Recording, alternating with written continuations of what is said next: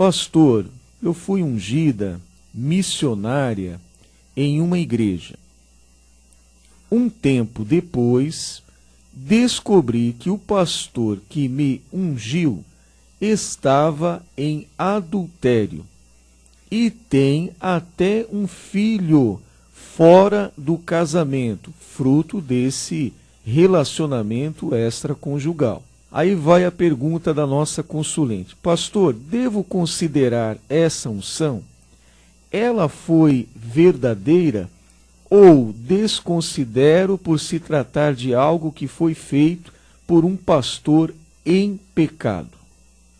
Eu quero elogiar a nossa consulente Heloísa por essa providência que ela está tomando, mesmo em detrimento da sua pessoa, que ter um cargo de responsabilidade, mormente se tratando de uma missionária, e posteriormente toma conhecimento dessa ocorrência tão triste. Eu considero que a irmã deve agir como está pretendendo, porque essa sua indicação não tem confirmação bíblica.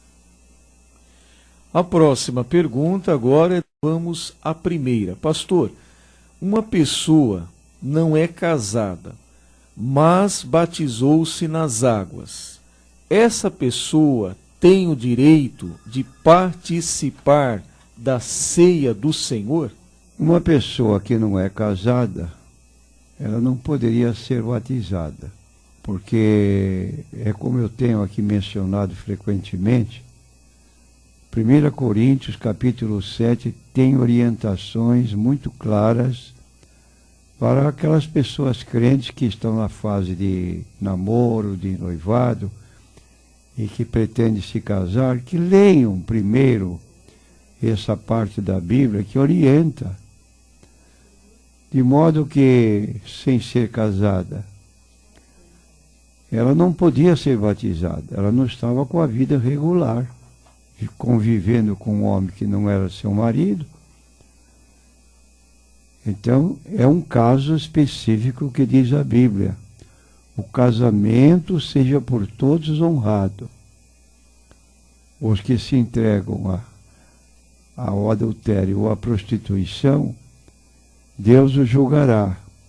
Então, quando diz que o casamento deve ser honrado, significa que deve haver o casamento legalizado num cartório civil, marido e mulher, que dá condições legais para, então, agir normalmente como casados.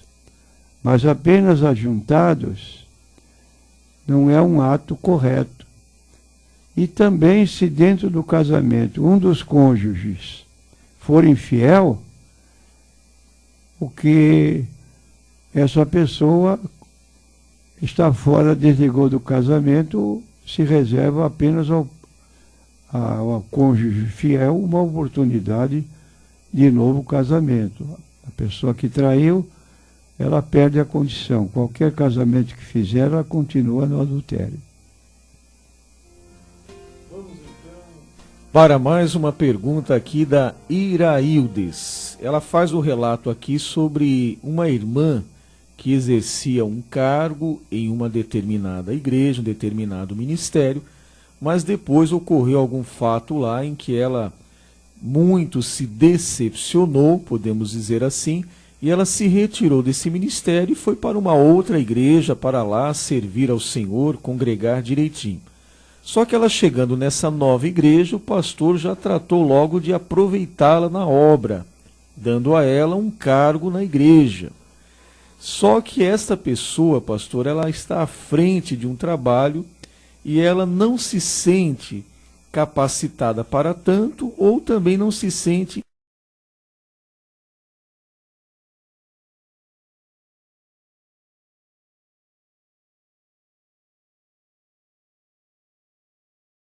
ou ela espera para saber qual é realmente a vontade de Deus para a sua vida? Se a pessoa está assim com uma dúvida tão grande, seria melhor que ela não tomasse qualquer responsabilidade, porque não vai trabalhar a contento. Não tem a certeza, se Deus está orientando, que não devia acontecer. Se o pastor chama para um determinado ministério, é porque ele reconhece a aptidão da pessoa para aquele trabalho. Agora, nós todos devemos ter a humildade de reconhecer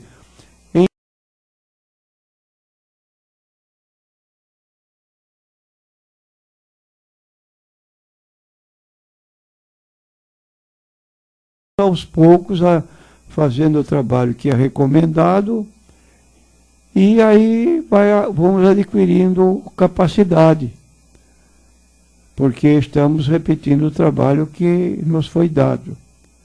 De modo que não é simplesmente assim recusar, mas orar a Deus, e se é um trabalho para a igreja, é um cargo que não devia ser recusado. Porque se o pastor está à frente da igreja, ele deve conhecer os membros da igreja. Mas não vá fazer nada apressadamente só para dar apoio ao pastor nessa questão. Ore mais a Deus, e se assim sentir desejo de definitivamente não aceitar o cargo, fique assim como está, mas poderia haver um galardão para a irmã do trabalho que aceitasse. Sede firmes e abundantes no trabalho do Senhor, sabendo que o vosso trabalho não é vão no Senhor. Está lá em 1 Coríntios 15, 55. Firmes, constantes, sempre abundantes na obra do Senhor, sabendo que o galardão vem do Senhor. Nós não trabalhamos propriamente por galardões, mas Deus concede o galardão. Agora devemos fazer a obra de Deus com espontaneidade, com vontade, determinação, porque senão não sai nada.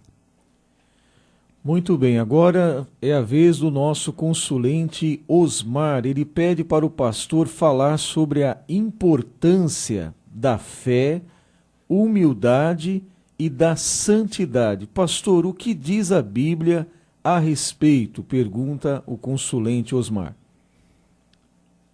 Nós lemos em Filipenses capítulo 2, versículo 3, Paulo aconselhando os cristãos da cidade de Filipos e dando as seguintes instruções que são oportunas como resposta à pergunta do nosso consulente Osmar. Diz o apóstolo Paulo: nada façais por vanglória, mas por humildade. Então você ali menciona qual é a importância da fé, da humildade. E nada se faz na igreja por maneira de se distinguir, mas com humildade. E cada um considere os outros superiores a si mesmo. Se eventualmente você tem um cargo na igreja e outros tantos não têm, não se considere superior. Cada um considere os outros superiores a si mesmo. Não atente cada um para o que é propriamente seu, mas cada qual também para o que é dos outros.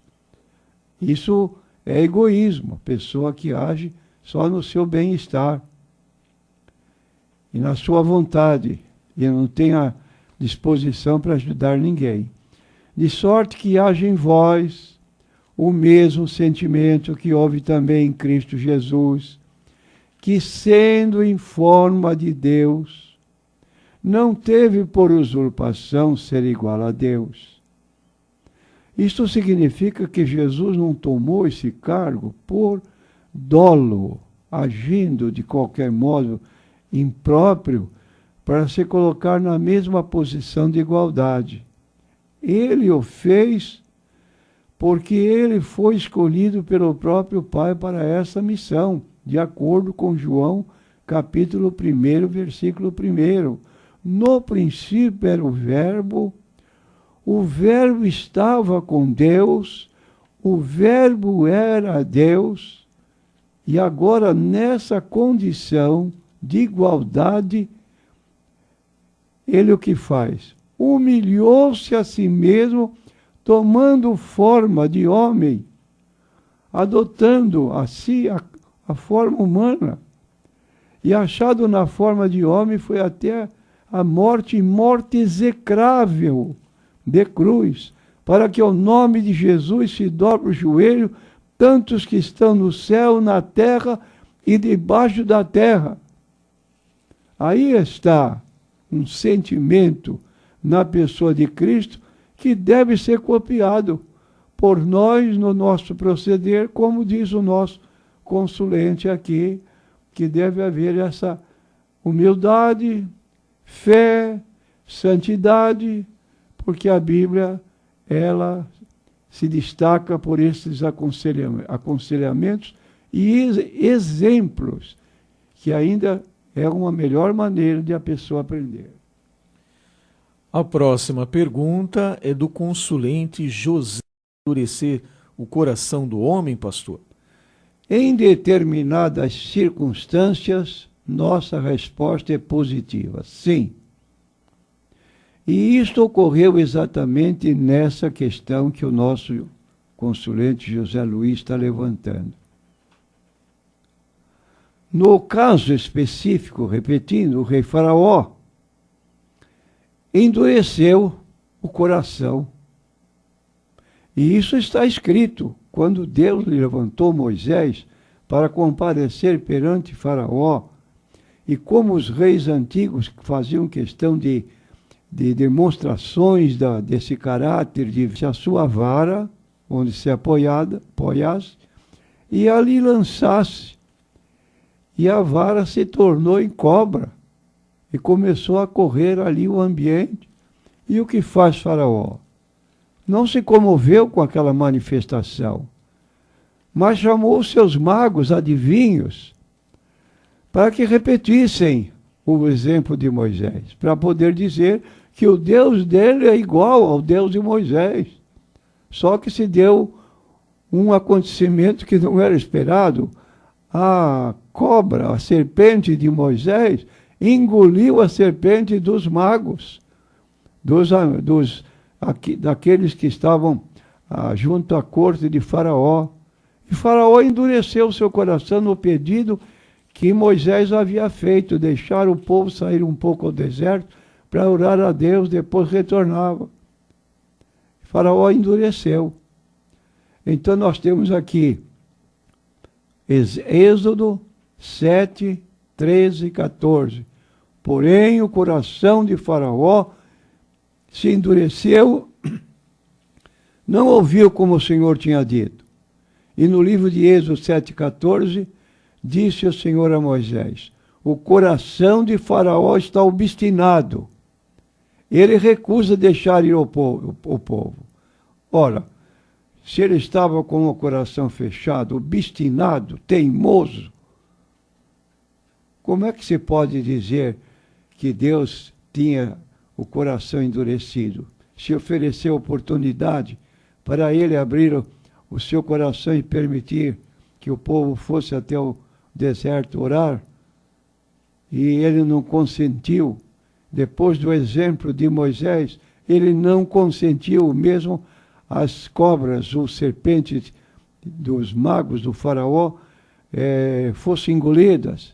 Ele estava endurecido. Ora, para um coração endurecido, Deus fez a parte dele, endureceu também o coração, não deixando, não permitindo que o que Faraó queria acontecesse.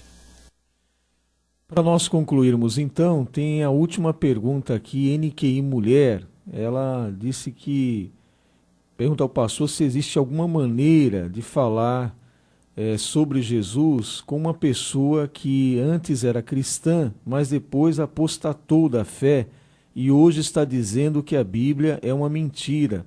Diz também que essa pessoa está até estudando para fazer a defesa da causa homossexual. Então a nossa consulente pergunta como devemos tratar esta pessoa, pastor? Eu quero dizer para a nossa consulente que, embora sua boa vontade, segundo a Bíblia, a situação pela irmã descrita dessa pessoa, ela está numa apostasia, está vomitando as verdades e se envolveu com a depravação. E nessa situação não há mais recursos para tentar qualquer restauração. Isso não é opinião minha. Falo com o apoio da Bíblia. Tito capítulo 3, versículo 8. Fiel é a palavra, e isto quero que deveras afirmes. Paulo aconselhando seu filho na fé, Tito, que era pastor de igreja, para que os que creem em Deus procurem aplicar-se às boas obras. Estas coisas são boas e proveitosas aos homens. Versículo 9. Mas não entres em questões loucas, genealogias, contendas e nos debates acerca da lei, porque são coisas inúteis e vãs. E no versículo 10 e 11, ao homem herege, e esse é o tipo de pessoa herege, depois de uma e outra demonstração, evita-o, sabendo que esse tal está pervertido e peca, estando já em si mesmo condenado. Então, segundo a Bíblia, essa pessoa que blasfema, que age dessa maneira de voltar-se para uma prática condenada na Bíblia de homossexualismo, tenha paciência. Deixa essa pessoa nas mãos de Deus.